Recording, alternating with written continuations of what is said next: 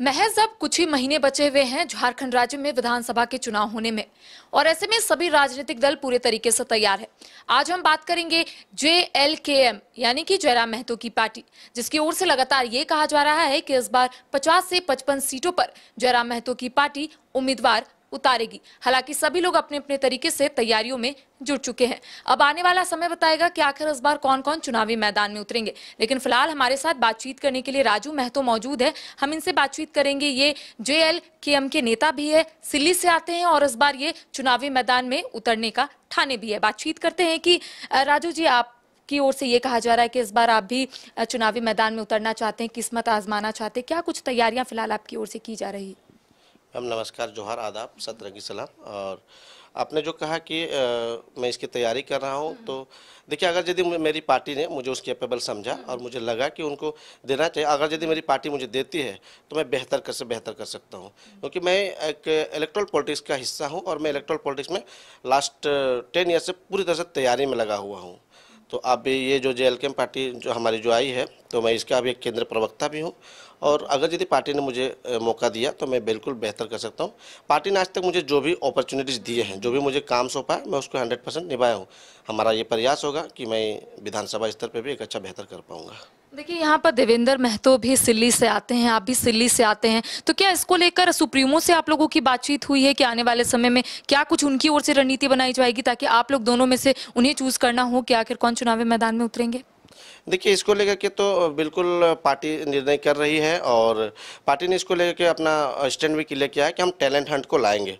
तो no doubt हमारे देवेंद्र नाथ महतो जी वरीय उपाध्यक्ष हैं, पार्टी के अच्छे नेता भी हैं, उन्होंने MP भी लड़ा है। अब देखना है कि पार्टी क्या निर्णय करती है, कि पार्टी कैसे लोगों को मतलब देती है, क्योंकि मैं तो ये नहीं कहूँगा कि मैं मेरे कहने पे पार्टी मुझे दे। अगर यदि उनको लगता है कि मैं बेहतर कर पाऊँगा और मुझे पार्टी मौका देती है तो मैं अपना स्टैंड क्लियर करूँगा। रहेगी पार्टी की बात, तो पार्टी ने जिससे अभी हमारा एक परफॉर्मा निकला है कि हम एक प्लेटफॉर्म को कैसे डिजाइन करेंगे, उसके लिए हमारा अभी फॉर्म वगैरह फिलअप हुआ है, उसमें कुछ पॉइंट्स हैं, इन सब चीज़ों पे चर्चाएं होंगी और हम कोशिश ये करेंगे कि विनिंग सीट कैसे हम लोग डिजाइन कर सकते हैं। अगर सिल्ली की बात करेंगे तो सिल्ली आजसू का गढ़ माना जाता है, सुदेश महतो तो फिलहाल वहां के विधायक है, तो ऐसे में क्या लगता है, क्योंकि आप लोग तो लगातार आकलन कर रहे होंगे, खाका भी इससे पहले आप लोगों ने तैयार कर रखा था, क्या लगता है वहां पर कौन सा काम अब तक नहीं हुआ है जो सुदेश महतो ने वादा किया था? देखिए, सुदेश महतो तो सिर्फ वोट की राजनीति किए हैं, उन्होंने वादा तो बहुत कुछ किया है, लेकिन जब जमीन और धरातल पे देखा जाए तो अब वो पहले के सुदेश महतो, अब वो सुदेश महतो नहीं है। पहले के सुदेश महतो जिस तरह से बेटा हुआ करते थे, लेकिन अब वो आज एक साहब और एक सर बन चुके हैं। तो आज सिल्ली को एक नेता नहीं, एक बेटा चाहिए, एक साहब और सर नहीं चाहिए।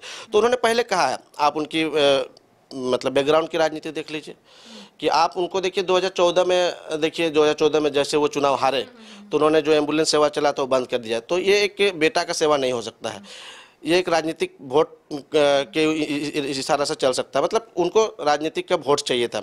अब 2019 में देखिए उन्होंने अपना बिरसा आहार और मातृप्रीति से बिरसा आहार, उसके बाद पेंशन योजना चलाया, लेकिन इलेक्शन जीतने के बाद मतलब 2020 के जनवरी में ही वो सब सारी योजनाएं बंद हो गई। तो इन सब चीज़ों से देखा जाए तो उन्होंने योजनाएं तो बहुत बताया, उन्होंने अपना मैनिफेस्टो पे बहुत कुछ लिखा।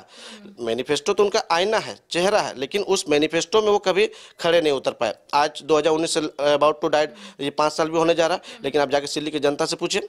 आप जोना में जहाँ उन्होंने कहा था कि हमारे माँ बहन बेटियों को आपका कांटाटोली जाना नहीं पड़ेगा, मैं आपको बता दूं कि हमारा सिल्ली विधानसभा 80% लोग जो कृषि डिपेंडेंट हैं, और आज एक तो समय पे बारिश नहीं हो रही है जिसके कारण से भी ये सब इशू आ रहे हैं, तो लोग हमारे यहाँ कांटाटोली आते हैं। आप यदि आप कांटाटोली मतलब रांची में यदि जाकर लेबर ढूंढेंगे तो हमको लगता है कि 85% लेबर हमारे सिल्ली विधानसभा से है। तो आप बताइए कि अगर यदि वो एक अच्छा काम किए हो रहे तो हमारी जनता को यहाँ क्यों है?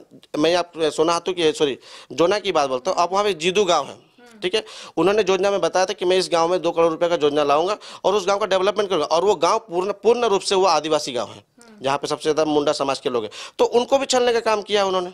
आप इनके पुराने इतिहास को देख लोगे, पुरानी राजनीति को देखोगे तो आपको ये सब चीज दिखेगा। सिर्फ इनका मैनिफेस्टो में होता है, इनका कागज कलम पे होता है, लेकिन धरातल पे ये सब कुछ नहीं दिखा।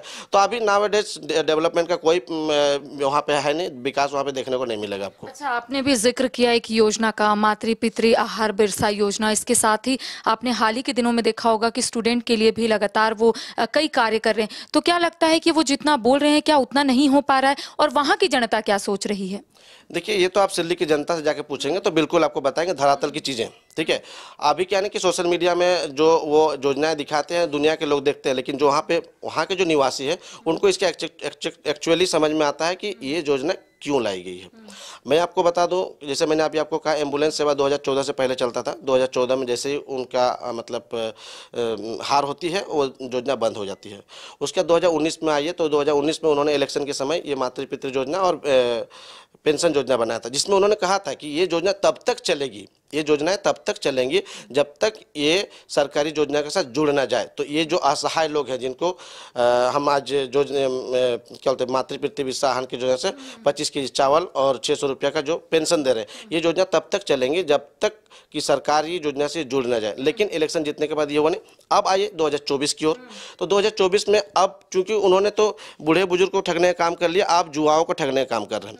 अभी जो इन्होंने बस एक्सप्रेस चलाया है, इसकी उन्होंने इस योजना को लाया था उन्होंने 2022 के गुंज मेला में 2022 के दिसंबर में, लेकिन ये इंप्लीमेंट कब हो रहा है? After 6 month. मतलब ये कहीं ना कहीं सिर्फ एक चुनावी माहौल के समय लोगों को ठगने के लिए काम किया जा रहा है। मतलब निष्पक्ष चुनाव ना हो इसके लिए काम किया जा रहा है। और इसमें जो भी धनराशि लगाया जा रहा है, मुझे लग रहा है कि ये सारे के सारे काले धन है। अच्छा राजू जी, हमको या फिर सभी लोगों को ये जरूर कॉमन लगता है कि आजसू भी स्टूडेंट के हितों की बात करते करते आगे बढ़ा, और आप लोगों की पार्टी यानी कि JLKM भी स्टूडेंट की बात करते करते ही आगे बढ़ा।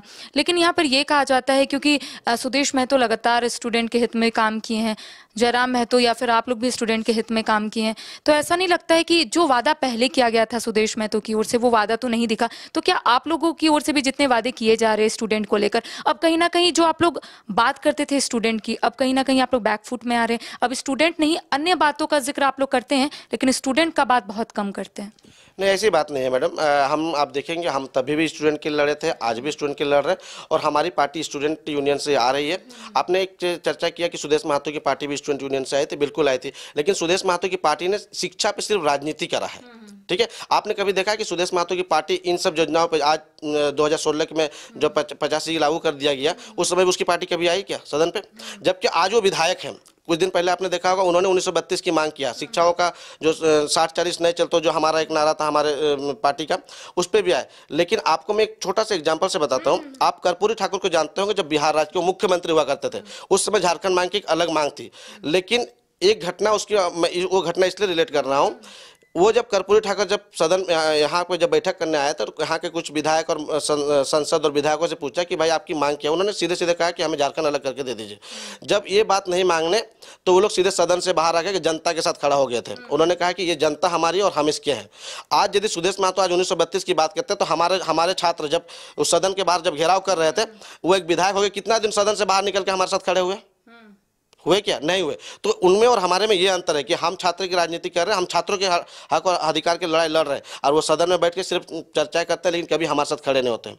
जबकि उनकी स्टूडेंट विंग की पार्टी है, लेकिन उसके स्टूडेंट विंग की पार्टी में क्या वो कभी स्टूडेंट के साथ समक्ष AC रूम में बैठ के आह्वान नहीं, आप समक्ष धूप में कड़े धूप में आकर के छात्रों हित के लिए खड़ा हुए, आप अपनी पार्टी के साथ खड़ा हुए। अच्छा राजू जी, आप इससे पहले आजसू से भी जुड़े, उसके बाद अब आप JLKM से जुड़े हैं, क्या डिफरेंसेस लग रहा है दोनों ही पार्टी में?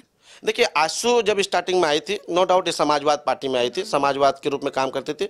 इनका जो क्या बोलते हैं, इनका जो स्थापना भी हुआ था एक समाजवाद और जनवाद के लिए हुआ था, जिसका निर्मल महतो जी ने स्टार्ट किया था।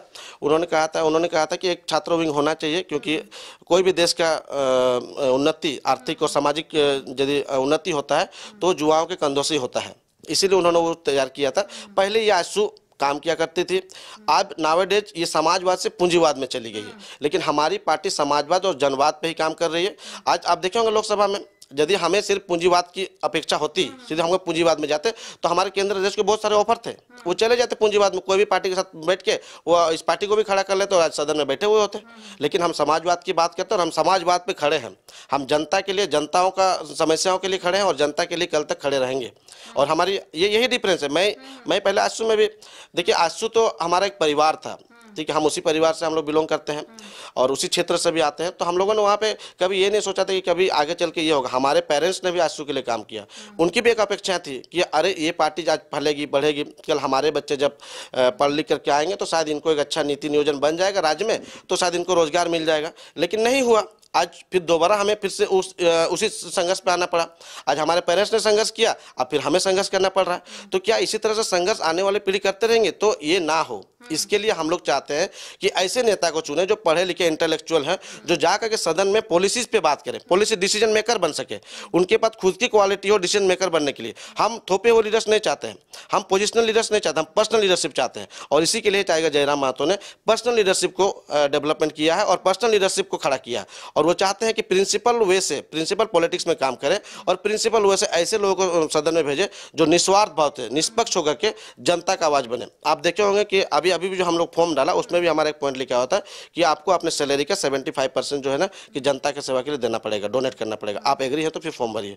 तो ये हम एक नई राजनीति को डेवलप करना चाहते हैं, लोकतांत्रिक राजनीति को डेवलप करना चाहते हैं। और यही डिफरेंस है हमारे उसमें। आज वो पूंजीवादी की राजनीति कर रहे हैं, हम समाजवाद की राजनीति कर रहे हैं।